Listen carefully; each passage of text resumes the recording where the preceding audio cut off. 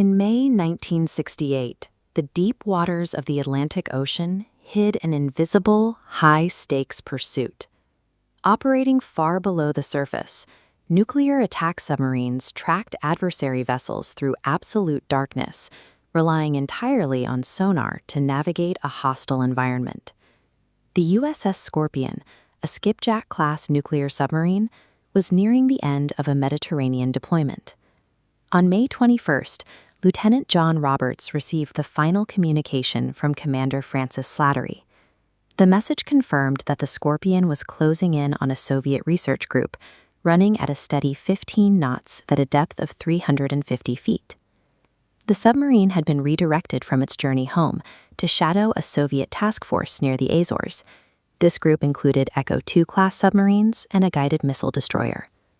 Gathering intelligence in these crowded, contested waters required running tight surveillance patterns directly behind the Soviet formation.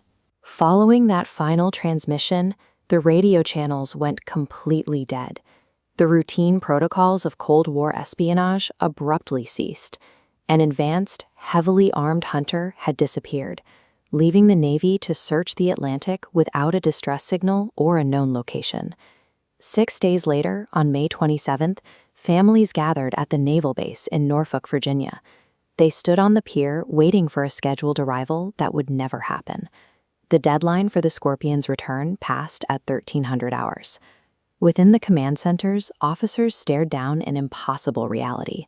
A nuclear submarine had missed its mandatory communications checks and failed to return to port. Aboard the Scorpion were 99 officers and enlisted men. In an instant, their status shifted from active duty to missing at sea, leaving families stranded on the dock with no information. The United States military found itself confronting an unprecedented crisis.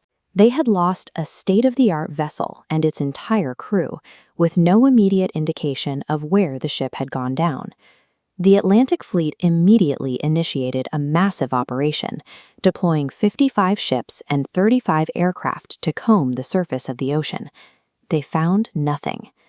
This map shows the solution engineered by Dr. John Pina Crincon, the chief scientist of the Navy's Special Projects Division. Instead of blindly sailing grid patterns, Craven applied Bayesian search theory, assigning specific mathematical probabilities to different sectors of the ocean based on the submarine's last known trajectory.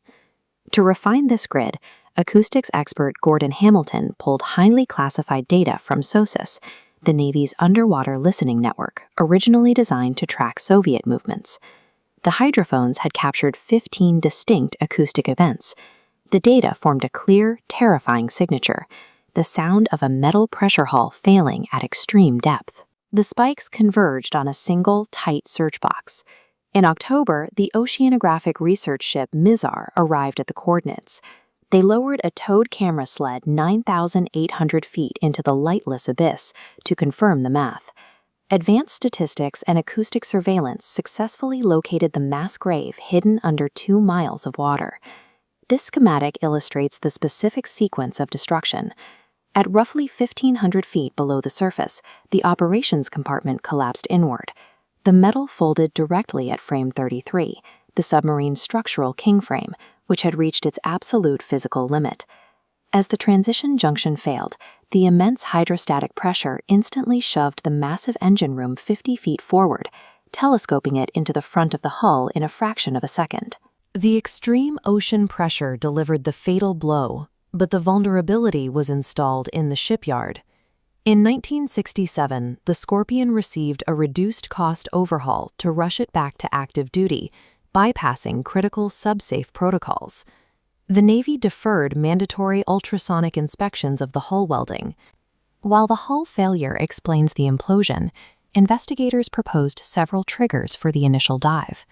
One leading theory points directly to the Scorpion's own arsenal, the Mark 46 silver-zinc torpedo batteries, which were known to overheat and catch fire. In a hot-running scenario, a fully armed acoustic homing torpedo could accidentally activate, its propeller spinning to life within the confines of the submarine. An internal explosion or uncontrollable flooding from a damaged torpedo tube would immediately force the heavy submarine downward. The immense destructive capacity of the Navy's own weapons, housed within an unoverhauled hull, effectively created a lethal internal risk that required only a single battery failure to trigger. Internal mechanical failure is only one half of the forensic debate. The Scorpion disappeared during a period of escalating contact between the United States and the Soviet Union. 2 months prior, the Soviet submarine K-129 had sunk in the Pacific. Some military analysts suspect the Russians believed the Americans were responsible, creating a distinct motive for direct retaliation. Soviet naval forces, including fast 32-knot November-class hunter-killer submarines, were operating in the exact region where the Scorpion was conducting its final surveillance. The capability for a targeted strike was greatly enhanced by John Anthony Walker, a Navy communications specialist who managed a KGB spy ring. Through daily crypto keys provided by Walker, Soviet intelligence could decipher American naval communications, potentially tracking the precise movements of submarines like the Scorpion. Betrayal on this level could have turned the submarine from a surveillance platform into a vulnerable target for direct engagement. The official narrative provided by the military remains contested. Evidence from the Subcomland Communication Center suggests Naval Command knew the Scorpion was lost on May 21st, yet they waited almost a week to launch a public search. This delay, coupled with a prolonged surface hunt, successfully obscured the fact that the SOS network had already pinpointed the acoustic signature of the sinking within hours. The layers of classification and sanitized reporting protected the advanced capabilities of American acoustic sensors, while ensuring that the question of whether the loss was an internal failure or a direct confrontation remained officially unanswerable. In the middle of this maneuvering were 99 men. Their families spent decades pressing for details, met largely with redacted files and inconclusive official statements. Today, the nuclear reactor and 2 torpedoes remain on the sandy seabed. The complete truth behind the loss of the USS Scorpion rests entirely with them, sealed permanently in the crushing depths.